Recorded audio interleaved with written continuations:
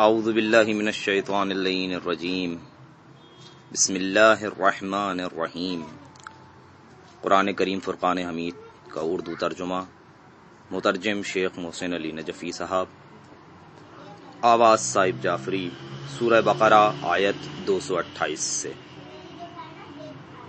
بنام خدائے رحمان الرحیم، اور طلاق یافتہ عورتیں 3 مرتبہ ماہواری سے پاک ہونے تک انتظار کریں، اور اگر اللہ اور روز آخرت پر ایمان رکھتی ہیں تو ان کے لیے جائز نہیں ہے کہ اللہ نے ان کے رحم میں جو کچھ خلق کیا ہے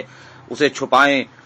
اور ان کے شوہر اگر اصلاح اور سازگاری کے خواہاں ہیں تو عدت کے دنوں میں انہیں پھر اپنی زوجیت میں واپس لینے کے پورے حقدار ہیں، اور عورتوں کو دستور کے مطابق ویسے ہی حقوق حاصل ہیں جیسے مردوں کے حقوق ان پر ہیں، البتہ مردوں کو عورتوں پر برتری حاصل ہے، اور اللہ بڑا غالب آنے والا حکمت والا ہے۔ طلاق 2 بار ہے، پھر یا تو شائستہ طور پر عورتوں کو اپنی زوجیت میں رکھ لیا جائے یا پھر اچھے پیرائے میں انہیں رخصت کیا جائے، اور یہ جائز نہیں ہے کہ جو کچھ تم انہیں دے چکے ہو اس میں سے کچھ واپس لے لو، مگر یہ کہ زن و شوہر کو خوف ہو کہ وہ اللہ کی حدود کو قائم نہیں رکھ سکیں گے۔ پس اگر تمہیں یہ خوف ہو کہ زوجین اللہ کی حدود کو قائم نہ رکھ سکیں گے تو زوجین کے لیے اس مال میں کوئی مضائقہ نہیں جو عورت بطور معاوضہ دے دے، یہ اللہ کی مقرر کردہ حدود ہیں، سو ان سے تجاوز نہ کرو، اور جو لوگ حدود الہی سے تجاوز کرتے ہیں پس وہی ظالم لوگ ہیں۔ اگر تیسری بار پھر طلاق دے دے تو وہ عورت اس کے لیے اس وقت تک حلال نہ ہوگی جب تک کسی دوسرے شخص سے نکاح نہ کر لے۔ ہاں اگر دوسرا خاوند طلاق دے دے اور عورت اور مرد دونوں ایک دوسرے کی طرف رجوع کریں تو کوئی حرج نہیں، بشرطے کہ انہیں امید ہو کہ وہ حدود الہی کو قائم رکھ سکیں گے، اور یہ ہیں اللہ کی مقرر کردہ حدود جنہیں اللہ دانش مندوں کے لیے بیان کرتا ہے۔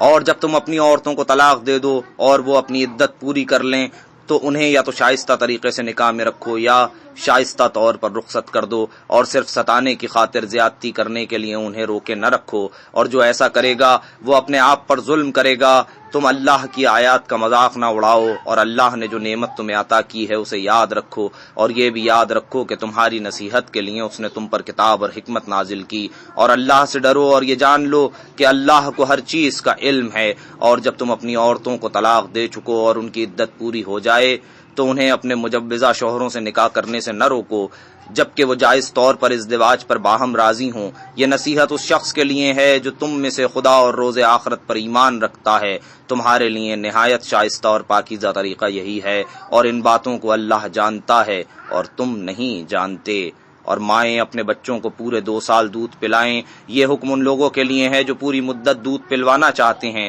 اور بچے والے کے ذمے دودھ پلانے والی ماؤں کا روٹی کپڑا معمول کے مطابق ہوگا، کسی پر اس کی گنجائش سے زیادہ بوجھ نہیں ڈالا جاتا، بچے کی وجہ سے نہ ماں کو تکلیف میں ڈالا جائے اور نہ باپ کو اس کے بچے کی وجہ سے کوئی ضرر پہنچایا جائے، اور اس طرح کی ذمہ داری وارث پر بھی ہے۔ پھر اگر طرفین باہمی رضامندی اور مشورے سے بچے کا دودھ چھڑانا چاہیں تو اس میں ان پر کوئی مضائقہ نہیں، نیز اگر تم اپنی اولاد کو کسی سے دودھ پلوانا چاہو تو تم پر کوئی مضائقہ نہیں، بشرطے کہ تم عورتوں کو معمول کے مطابق طے شدہ معاوضہ ادا کر دو، اور اللہ کا خوف کرو اور جان لو کہ تمہارے اعمال پر اللہ کی خوب نظر ہے۔ اور تم میں سے جو وفات پا جائیں اور بیویاں چھوڑ جائیں تو وہ بیویاں 4 ماہ 10 دن اپنے آپ کو انتظار میں رکھیں، پھر جب ان کی عدت پوری ہو جائے تو دستور کے مطابق اپنے بارے میں جو فیصلہ کریں اس کا تم پر کچھ گناہ نہیں، اور اللہ تمہارے اعمال سے خوب باخبر ہے۔ اور اس میں کوئی مضائقہ نہیں کہ تم عورتوں کے ساتھ نکاح کا اظہار اشارے کنائے میں کرو یا اسے اپنے دل میں پوشیدہ رکھو، اللہ کو تو علم ہے کہ تم ان سے ذکر کرو گے مگر ان سے خفیہ قول و قرار نہ کرو۔ ہاں اگر کوئی بات کرنا ہے تو دستور کے مطابق کرو، البتہ عقد کا فیصلہ اس وقت تک نہ کرو جب تک عدت پوری نہ ہو جائے، اور جان رکھو جو کچھ تمہارے دل میں ہے اللہ کو سب معلوم ہے، لہٰذا اس سے ڈرو اور جان رکھو کہ اللہ بڑا بخشنے والا بردبار ہے۔ اس میں کوئی مضائقہ نہیں کہ تم عورتوں کو ہاتھ لگائے اور مہر معین کرنے سے قبل طلاق دے دو،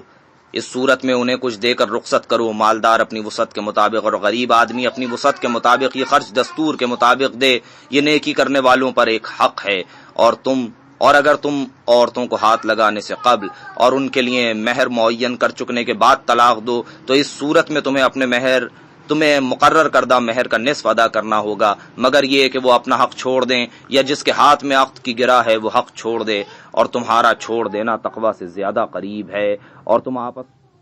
کی احسان کوشی کو نہ بھولو، یقیناً تمہارے اعمال پر اللہ کی خوب نگاہ ہے۔ نمازوں کی محافظت کرو، خصوصاً درمیانی نماز کی، اور اللہ کے حضور خضوع کے ساتھ کھڑے ہو جاؤ۔ پھر اگر تم حالت خوف میں ہو تو پیدل ہو یا سوار، جس حال میں ہو نماز پڑھ لو، اور جب تمہیں امن مل جائے تو اللہ کو اسی طرح یاد کرو جس طرح اس نے تمہیں وہ کچھ سکھایا ہے جسے تم پہلے نہیں جانتے تھے۔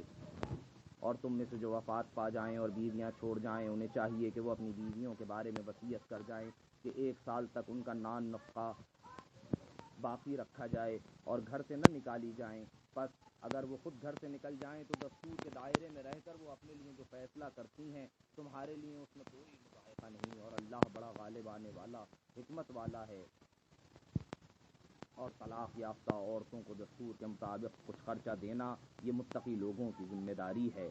اللہ اپنی نشانیاں تمہارے لیے اس طرح کھول کر بیان فرماتا ہے تاکہ تم عقل سے کام لو۔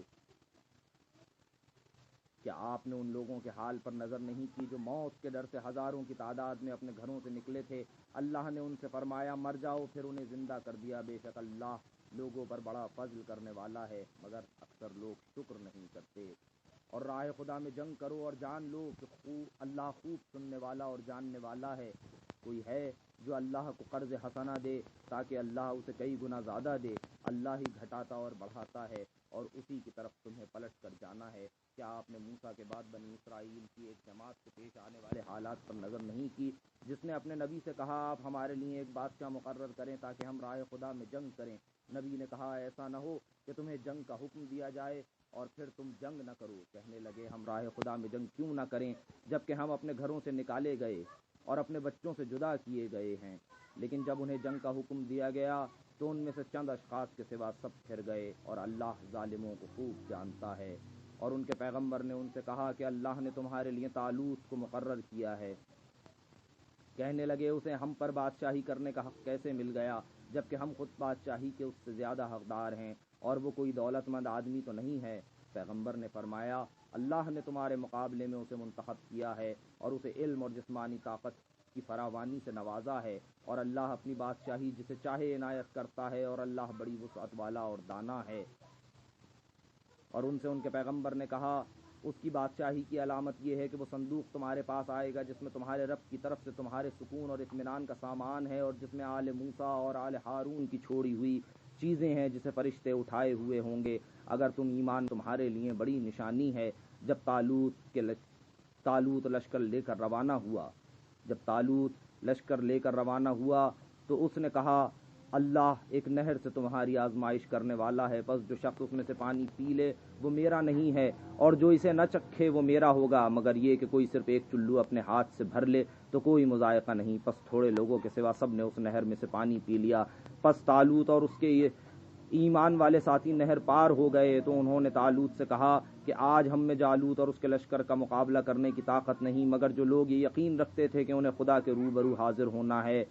وہ کہنے لگے بسا اوقات ایک قلیل جماعت نے خدا کے حکم سے بڑی جماعت پر فتح حاصل کی ہے، اور اللہ صبر کرنے والوں کے ساتھ ہے۔ اور جب وہ جالوت اور اس کے لشکر کے مقابلے پر نکلے تو کہنے لگے پروردگارا ہمیں صبر سے لبریز فرما، ہمیں ثابت قدم رکھ اور قوم کفار پر ہمیں فتح یاب کر۔ چنانچہ اللہ کے اذن سے انہوں نے کافروں کو شکست دی اور داؤد نے جالوت کو قتل کر دیا، اور اللہ نے انہیں سلطنت اور حکمت عطا فرمائی اور جو کچھ چاہا انہیں سکھا دیا۔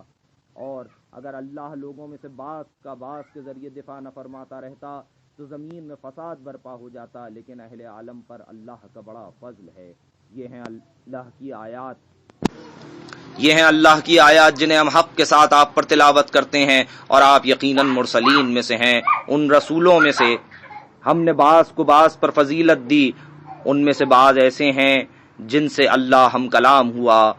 اور اس نے ان میں سے بعض کے درجات بلند کیے، اور ہم نے عیسیٰ ابن مریم کو روشن نشانیاں عطا کیں، اور ہم نے روح القدس کے ذریعے ان کی تائید کی، اور اگر اللہ چاہتا تو ان رسولوں کے آنے اور روشن نشانیاں دیکھ لینے کے بعد یہ لوگ آپس میں نہ لڑتے، مگر انہوں نے اختلاف کیا، پس ان میں سے بعض تو ایمان لے آئے اور بعض نے کفر اختیار کیا، اور اگر اللہ چاہتا تو یہ لوگ باہم نہ لڑتے، مگر اللہ جو چاہتا ہے کرتا ہے۔ اے ایمان والوں،